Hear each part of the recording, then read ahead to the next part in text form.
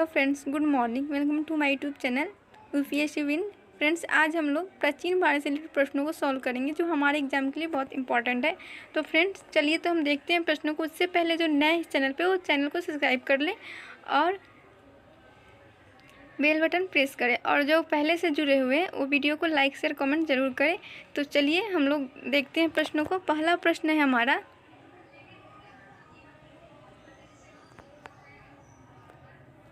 हड़प्पा पुरास्थलों की खुदाई से प्राप्त कलाकृतियों में कौन सी चीज़ सर्वोत्तम है?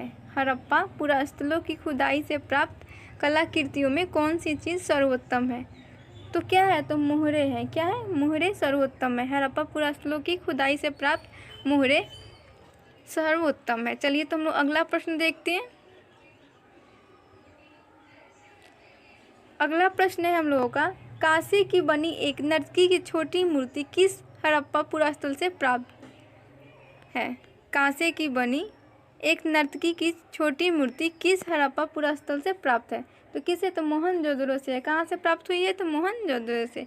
चलिए तो अगला देखते हैं हम लोग। अगला है हम लोगों का, अगला प्रश्न है हम लोगों का, हड़प्पा कालीन स्थलों से प्राप्त मिट्टी की मूर्तियाँ अधिकांशतः किनकी है? हड़प्पा कालीन स्थलों से प्राप्त मिट्टी की मूर्तियाँ अधिकांशतः किनकी है? तो किनकी है? तो नारी की मूर्ति है अधिकांशतः। चलिए तो हम लोग अगला प्रश्न देखते हैं। अगला प्रश्न है हम लोगों का, अगला प्रश्न है हम लोगों का, हड़प्पा सभ्यता की लिपि के विषय में जानकारी किनसे मिलती है? हड़प्पा सभ्यता की लिपि के विषय में जानकारी किनसे मिलती है? तो किनसे मिलती है फ्रेंड्स? मुहरों से मिलती है। कहाँ से हम लोग प्राप्त करते हैं हड़प्पा सभ्यता की लिपि के विषय में जानकारी? तो मुहरों से हम लोग प्राप्त करते हैं। चलिए तो हम लोग अगला प्रश्न देखते हैं। अगला प्रश्न है हम लोगों का, हड़प्पा वासियों की लिपि कैसी थी? हड़प्पा वासियों की लिपि कैसी थी? तो कैसी थी हड़प्पा वासियों की लिपि? तो भाव चित्रात्मक थी। कैसी थी? भाव चित्रात्मक थी। चलिए तो हम लोग अगला प्रश्न देखते हैं। अगला प्रश्न है हम लोगों का, हड़प्पा या सिंधु लिपि सर्वप्रथम कब प्रकाश में आई? हड़प्पा या सिंधु लिपि सर्वप्रथम कब प्रकाश में आई? तो कब आई थी? तो 1853 ईस्वी में। कब आई थी प्रकाश में ये हड़प्पा या सिंधु लिपि? तो सर्वप्रथम ये 1853 ईस्वी में प्रकाश में आई। चलिए तो हम लोग अगला प्रश्न देखते हैं। अगला प्रश्न है हम लोगों का, संपूर्ण सिंधु लिपि कब प्रकाश में आई? संपूर्ण सिंधु लिपि कब प्रकाश में आई?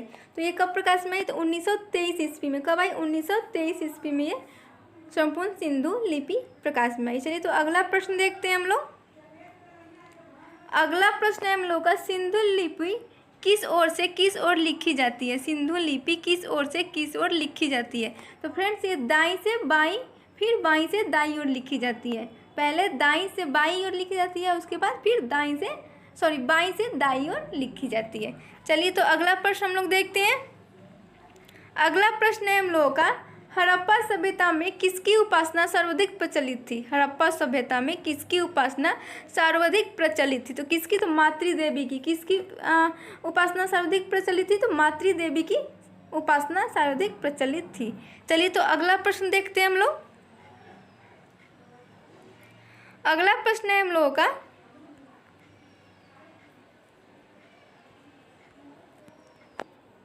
किन हड़प्पा पुरास्थलों से यज्ञ यानी हवन कुंड या अग्निकुंड, किन हड़प्पा पुरास्थलों से यज्ञ वेदियाँ प्राप्त हुई है? किन हड़प्पा पुरास्थलों से यज्ञ वेदियाँ प्राप्त हुई है? तो कहाँ से प्राप्त हुई? तो हड़प्पा, लोथल एवं कालीबंगा से, ये 3 स्थान से यज्ञ वेदियाँ प्राप्त हुई है। अगला प्रश्न है हम लोगों का, किस हड़प्पा कालीन पुरास्थल से प्राप्त एक मुद्रा में शिव के आद्य रूप या पशुपत रूप को चित्रित किया गया है? तो किस हड़प्पा पुरास्थल से? तो ये मोहनजोदड़ो से। कहाँ से ये प्राप्त किया गया, चित्रित किया गया है? मोहनजोदड़ो से यानी। चलिए तो हम लोग अगला प्रश्न देखते हैं। अगला प्रश्न है हम लोगों का, हड़प्पा वासियों का पवित्र वृक्ष था। हड़प्पा वासियों का पवित्र वृक्ष था कौन सा? तो पीपल। पीपल जो था हड़प्पा वासियों का पवित्र वृक्ष था। चलिए तो हम लोग अगला प्रश्न देखते हैं।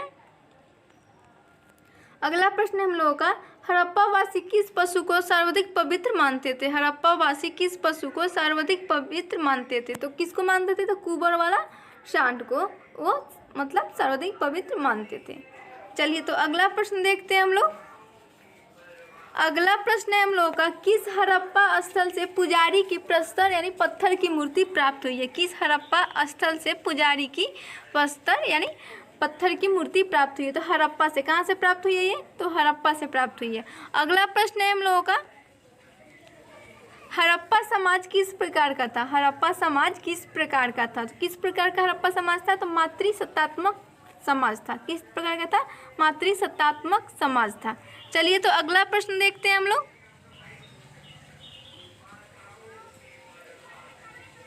अगला प्रश्न है हम लोगों का, भारतीय प्रागैतिहासिक पुरातत्व का जनक किसे कहा जाता है? भारतीय प्रागैतिहासिक पुरातत्व का जनक किसे कहा जाता है? किसे कहा जाता है? तो अलेक्जेंडर कनिंघम को कहा जाता है। किसे कहा जाता है?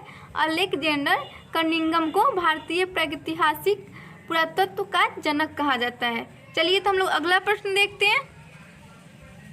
अगला प्रश्न है हम लोगों का, भारत में स्वतंत्रता के बाद सर्वप्रथम किस हड़प्पा पुरास्थल की खुदाई की गई थी? भारत में स्वतंत्रता के बाद सर्वप्रथम किस हड़प्पा पुरास्थल की खुदाई की गई थी?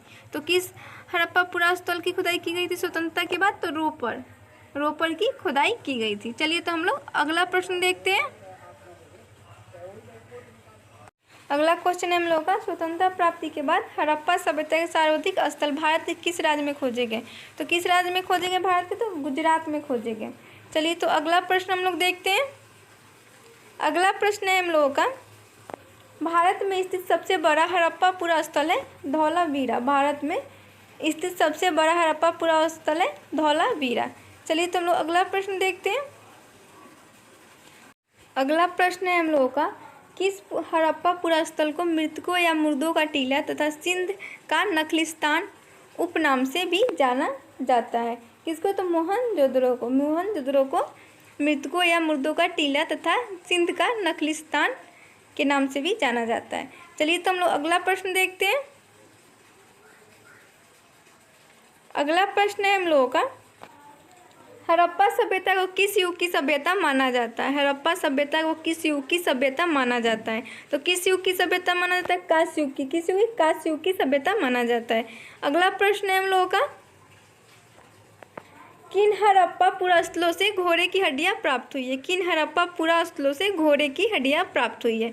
तो कहाँ से प्राप्त हुई है? लोथल, सुरकोटदा एवं कालीबंगा से, ये 3 स्थान से घोड़े की हड्डियां प्राप्त हुई है।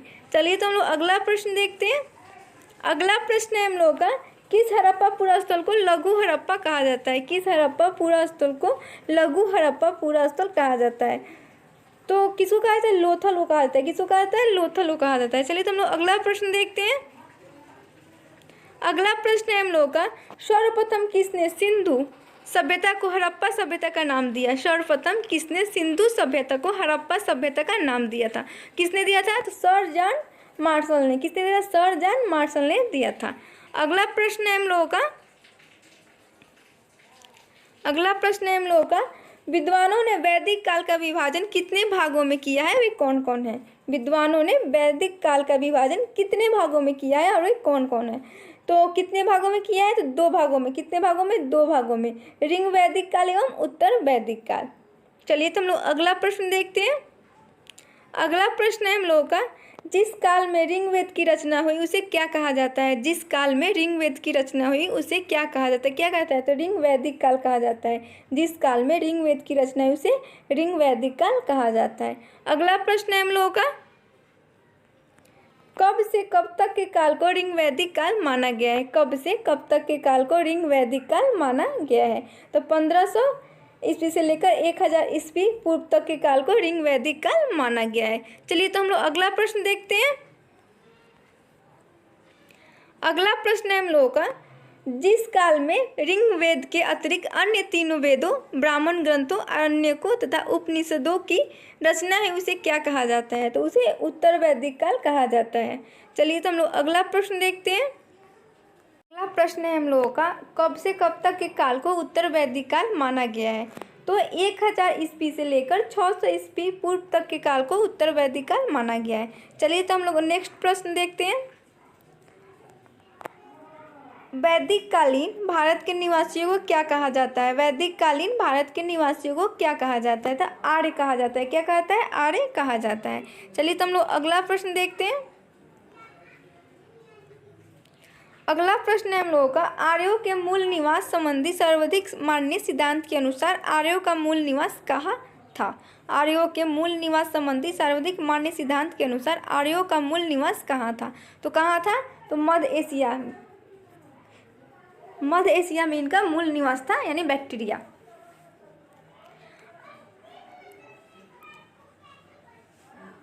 अगला है हम लोगों का, आर्यों के मूल निवास संबंधी सर्वाधिक मान्य सिद्धांत मध्य एशिया का सिद्धांत किस विद्वान के द्वारा दिया गया है? तो किस विद्वान के द्वारा दिया गया है ये सिद्धांत? तो प्रोफेसर मैक्स मूलर के द्वारा ये सिद्धांत दिया गया है, मध्य एशिया का सिद्धांत। चलिए तो हम लोग अगला प्रश्न देखते हैं। अगला प्रश्न है हम लोगों का, आर्य शब्द तथा आर्यों के विषय में प्रारंभिक जानकारी किससे मिलती है? आर्य शब्द तथा आर्यों के विषय में प्रारंभिक जानकारी किससे मिलती है? तो कहाँ से मिलती है जानकारी? तो ऋग्वेद से मिलती है। कहाँ से मिलती है? ऋग्वेद से मिलती है। अगला प्रश्न है हम लोगों का, आर्य शब्द का क्या अर्थ होता है? आर्य शब्द का क्या अर्थ होता है? तो आर्य का अर्थ होता है श्रेष्ठ या उच्च वंश। चलिए तो हम लोग अगला प्रश्न देखते हैं। अगला प्रश्न है, आर्यों की भाषा क्या थी? आर्यों की भाषा क्या थी? तो क्या थी इनकी भाषा? संस्कृत थी। अगला प्रश्न है हम लोगों का, भारत आने वाले आर्य क्या कहलाए? भारत आने वाले आर्य क्या कहलाए? तो इंडो आर्य कहलाए। ये क्या कहा? इंडो आर्य कहलाए। चलिए तो हम लोग अगला प्रश्न देखते हैं। अगला प्रश्न है हम लोगों का, आर्य भारत में सबसे पहले कहाँ बसे? तो आर्य भारत में सबसे पहले कहाँ बसे? तो ये पंजाब में बसे। कहाँ बसे? तो ये सबसे पहले आकर पंजाब में बसे। चलिए तो हम लोग अगला प्रश्न देखते हैं। अगला प्रश्न है हम लोगों का, वैदिक समाज कितने वर्गों में विभाजित था और ये कौन कौन है? वैदिक समाज कितने वर्गों में विभाजित था और ये कौन कौन है? तो ये 4 वर्गों में विभाजित था, और ब्राह्मण, क्षत्रिय, वैश्य एवं शूद्र, यानी 4 वर्गों में ये विभाजित था। चलिए हम लोग अगला प्रश्न देखते हैं। अगला प्रश्न है हम लोगों का,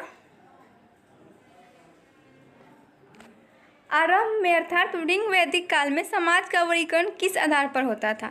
तो व्यवसाय के आधार पर, जो जैसा व्यापार करता था उसी के आधार पे ऋग वैदिक काल में समाज का वर्गीकरण किया जाता था। चलिए हम लोग अगला प्रश्न देखते हैं। अगला प्रश्न है हम लोगों का, कालांतर में अर्थात उत्तर वैदिक काल में समाज का वर्गीकरण किस आधार पर होने लगा था? तो जन्म के आधार पे होने लगा था। किस आधार पे? जन्म के आधार पे। अगला प्रश्न है हम लोगों का, वैदिक काल में आय का कितना भाग कर के रूप में लिया जाता था? 1/16 भाग कर के रूप में लिया जाता था। चलिए तो अगला प्रश्न देखते हैं हम लोग।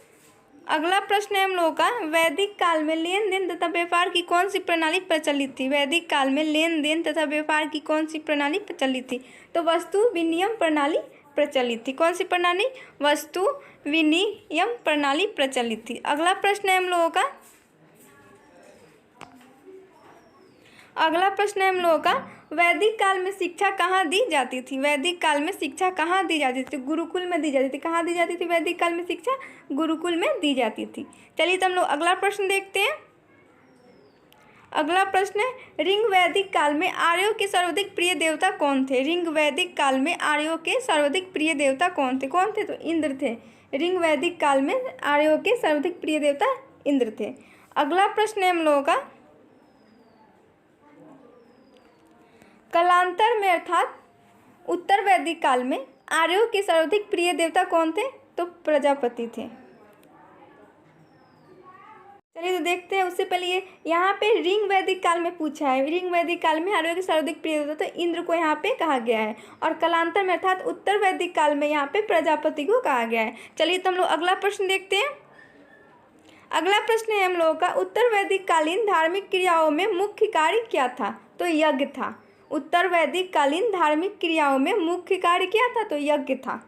अगला प्रश्न है हम लोगों का, ऋग्वेद में किस नदी को सबसे पवित्र माना गया है? ऋग्वेद में किस नदी को सबसे पवित्र माना गया है? तो सरस्वती नदी को। किस नदी को? सरस्वती नदी को सबसे पवित्र माना गया है। चलिए तो अगला प्रश्न देखते हैं। अगला प्रश्न है हम लोगों का, वैदिक काल में ऋण देकर ब्याज लेने वाले व्यक्ति को क्या कहा जाता था? तो वेक नॉट कहा जाता था। वैदिक काल में ऋण देकर, कर्ज देकर ब्याज लेने वाले व्यक्ति को वेक नॉट कहा जाता था। चलिए तो अगला प्रश्न देखते हैं हम लोग। अगला प्रश्न है हम लोगों का, वैदिक काल में राजनीतिक शक्ति बढ़ाने हेतु किया जाने वाला यज्ञ था अश्वमेध यज्ञ। वैदिक काल में राजनीतिक शक्ति बढ़ाने हेतु किए जाने वाला यज्ञ था अश्वमेध यज्ञ। अगला प्रश्न है हम लोगों का, वैदिक काल में शौर्य प्रदर्शन एवं मनोरंजनार्थ किया जाने वाला यज्ञ था वाजपेयी यज्ञ। ये कौन सा यज्ञ था? तो वाजपेयी यज्ञ। अगला प्रश्न है हम लोगों का, 6ठी शताब्दी ईसा पूर्व महाजन पदों की कुल संख्या कितनी थी? 6ठी शताब्दी ईसा पूर्व महाजन पदों की कुल संख्या कितनी थी? 16 थी। कितनी थी? 16 थी। अगला प्रश्न है हम लोगों का, किस ग्रंथ में ईसा पूर्व 6ठी शताब्दी के 16 महाजन पदों का उल्लेख है? किस ग्रंथ में ईसा पूर्व 6ठी शताब्दी के 16 महाजन पदों का उल्लेख है? तो अंगुत्तर निकाय में है। ये कहाँ है? तो अंगुत्तर निकाय में इनका उल्लेख है। अगला प्रश्न है हम लोगों का, मगध के सबसे प्राचीन ज्ञात राजवंश का नाम क्या था? मगध के सबसे प्राचीन ज्ञात राजवंश का नाम क्या था? तो बृहद्रथ था। क्या था? बृहद्रथ था। अगला प्रश्न है हम लोगों का, महाभारत कालीन जरासंध किसका पुत्र था? तो ये बृहद्रथ का पुत्र था। किसका पुत्र था? तो बृहद्रथ का पुत्र था। अगला प्रश्न है हम लोगों का, हर्यक वंश का संस्थापक कौन था? हर्यक वंश का संस्थापक कौन था? कौन था? बिंबिसार था। कौन था? बिंबिसार था हर्यक वंश का संस्थापक। अगला प्रश्न है हम लोगों का, अगला प्रश्न है हम लोगों का, बिंबिसार मगध की गद्दी पर कब बैठा? तो ये 545 ईस्वी पूर्व में मगध की गद्दी पर बैठा था। अगला प्रश्न है हम लोगों का, बिंबिसार ने किस नगर का निर्माण कर उसे अपनी राजधानी बनाया? तो राजगिरी का। राजगिरी का निर्माण कर इसने अपनी राजधानी बनाया। चलिए तो हम लोग अगला प्रश्न देखते हैं। अगला प्रश्न है हम लोगों का, बिंबिसार की पहली और प्रधान पत्नी कौशल्या देवी किस कौशल नरेश की बहन थी? बिंबिसार की पहली और प्रधान पत्नी कौशल्या देवी किस कौशल नरेश की बहन थी? तो प्रसेनजीत की। किसकी बहन थी? प्रसेनजीत की। अगला प्रश्न है हम लोगों का, बिंबिसार किस धर्म का अनुयायी था? बिंबिसार किस धर्म का अनुयायी था? तो ये बौद्ध धर्म का था। किस धर्म का? बौद्ध धर्म का अनुयायी था। अगला प्रश्न है हम लोगों का, बिंबिसार का समकालीन राजवैद्य किसे बिंबिसार का समकालीन राजवैद्य जिसे अब उसने महात्मा बुद्ध की सेवा में भेजा था उसका नाम जीवक था। क्या था उसका नाम? तो जीवक था। अगला प्रश्न है हम लोगों का,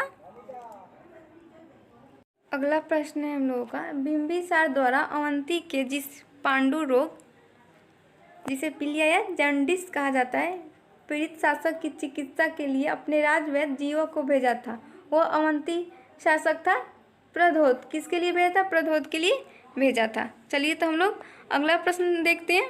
अगला प्रश्न है हम लोगों का, 493 ईस्वी पूर्व में बिंबिसार की हत्या कर मगध की गद्दी पर कौन बैठा? तो अजातशत्रु। कौन बैठा था? अजातशत्रु ने बिंबिसार की हत्या कर मगध की गद्दी पर बैठा। अगला प्रश्न है हम लोगों का, अजातशत्रु का उपनाम क्या था? तो कुनिक था इसका नाम। क्या था? कुनिक। अजातशत्रु का उपनाम क्या था? तो कुनिक था इसका उपनाम। अगला प्रश्न है हम लोगों का, अजातशत्रु किस धर्म का अनुयायी था? अजातशत्रु किस धर्म का अनुयायी था? तो ये जैन धर्म का अनुयायी था। अगला प्रश्न है हम लोगों का, 461 ईस्वी पूर्व में कौन अजातशत्रु की हत्या कर मगध की गद्दी पर बैठा? 461 ईस्वी में कौन अजातशत्रु की हत्या कर मगध की गद्दी पर बैठा? तो उदयन, जिसको उदयन भी बोलते हैं। चलिए तो हम लोग अगला प्रश्न देखते हैं। अजातशत्रु के पुत्र उदयन ने अपनी राजधानी कहाँ स्थानांतरित की? तो पाटलिपुत्र में। कहाँ की थी इसने? तो पाटलिपुत्र में। अगला प्रश्न है हम लोगों का, उदयन किस धर्म का अनुयायी था? उदयन किस धर्म का अनुयायी था? ये जैन धर्म का था। किस धर्म का था? जैन धर्म का अनुयायी था। प्रश्न है हम लोगों का, उदयन के शासनकाल की सर्वाधिक महत्वपूर्ण घटना क्या थी जिससे मगध उत्तरी भारत का सबसे अधिक विशाल तथा शक्तिशाली साम्राज्य बन गया? तो क्या थी सबसे महत्वपूर्ण घटना? तो अवंती का मगध में विलय सर्वाधिक महत्वपूर्ण घटना थी उस समय की। चलिए तो हम लोग अगला प्रश्न देखते हैं। अगला प्रश्न है हम लोगों का, उदयन का पुत्र जो उसका उत्तराधिकारी बना, उदयन का पुत्र जो उसका उत्तराधिकारी बना, उसका नाम क्या? नागदशक। कौन था? नागदशक। अगला प्रश्न है हम लोगों का, 412 ईस्वी पूर्व में किसने हर्यक वंश के अंतिम शासक नागदशक को अपदस्थ कर मगध में शिशुनाग वंश की स्थापना की? तो कौन? तो शिशुनाग, नागदशक का मंत्री था ये। अगला प्रश्न है हम लोगों का, शिशुनाग वंश का प्रथम शासक शिशुनाग ने अपनी राजधानी पाटलिपुत्र से कहाँ स्थानांतरित की? शिशुनाग वंश का प्रथम शासक शिशुनाग ने अपनी राजधानी पाटलिपुत्र से कहाँ स्थानांतरित की? तो वैशाली। इसने कहाँ किया? तो वैशाली में स्थानांतरित किया। अगला प्रश्न है हम लोगों का, अगला प्रश्न है, शिशुनाग का पुत्र जो उसका उत्तराधिकारी बना कौन था? तो कालाशोक था। कौन था? कालाशोक। शिशुनाग का पुत्र जो उसका उत्तराधिकारी बना कालाशोक था। अगला है हम लोग का प्रश्न, कालाशोक ने अपनी राजधानी वैशाली से पुनः कहाँ स्थानांतरित की? कालाशोक ने अपनी राजधानी वैशाली से पुनः कहाँ स्थानांतरित की? तो पाटलिपुत्र में। इसने कहाँ की? तो पाटलिपुत्र में। अगला प्रश्न है हम लोगों का, शिशुनाग वंश का अंतिम शासक किसे माना जाता है? शिशुनाग वंश का अंतिम शासक किसे माना जाता है? तो शिशुनाग वंश का अंतिम शासक नंदीवर्धन को माना जाता है। किसको? नंदीवर्धन को माना जाता है। अगला प्रश्न है हम लोगों का, अगला प्रश्न है, नंद वंश का संस्थापक किसे माना जाता है? नंद वंश का संस्थापक किसे माना जाता है? तो महापद्म नंद को माना जाता है। महापद नंद को माना जाता है नंद वंश का संस्थापक। अगला प्रश्न है हम लोगों का, महापद नंद द्वारा विजित प्रमुख राज्य कौन कौन थे? महापद नंद द्वारा विजित प्रमुख राज्य कौन कौन थे? तो कौन थे? तो कुरु थे, पंचाल, मिथिला, कलिंग। कुरु, पंचाल, मिथिला, कलिंग ये महापद नंद द्वारा विजित प्रमुख राज्य थे। अगला प्रश्न है हम लोगों का, नंद वंश का अंतिम शासक कौन था? नंद वंश का अंतिम शासक कौन था? तो घनानंद था। कौन था? घनानंद था। अगला प्रश्न है हम लोगों का, अगला प्रश्न है हम लोगों का, घनानंद के शासन काल में किस यूनानी शासक का मगध पर आक्रमण हुआ था? घनानंद के शासन काल में किस यूनानी शासक का मगध पर आक्रमण हुआ था? तो सिकंदर का हुआ था। किसका हुआ था? सिकंदर का हुआ था। अगला प्रश्न है हम लोगों का, घनानंद को युद्ध में पराजित कर किसने मौर्य वंश की स्थापना की? घनानंद को युद्ध में पराजित कर किसने मौर्य वंश की स्थापना की? तो चंद्रगुप्त मौर्य ने की थी। किसने की थी? चंद्रगुप्त मौर्य ने की थी। और पूछ सकता है किसकी सहायता से की थी? तो चाणक्य की सहायता से की थी। किसकी सहायता से की थी? चाणक्य की सहायता से किया था इन्होंने। चलिए तो फ्रेंड आज के लिए इतना ही, मिलते हैं हम लोग अगले वीडियो में। तब तक के लिए धन्यवाद। हाँ फ्रेंड, वीडियो को शेयर, लाइक, कमेंट जरूर करें। Thank you.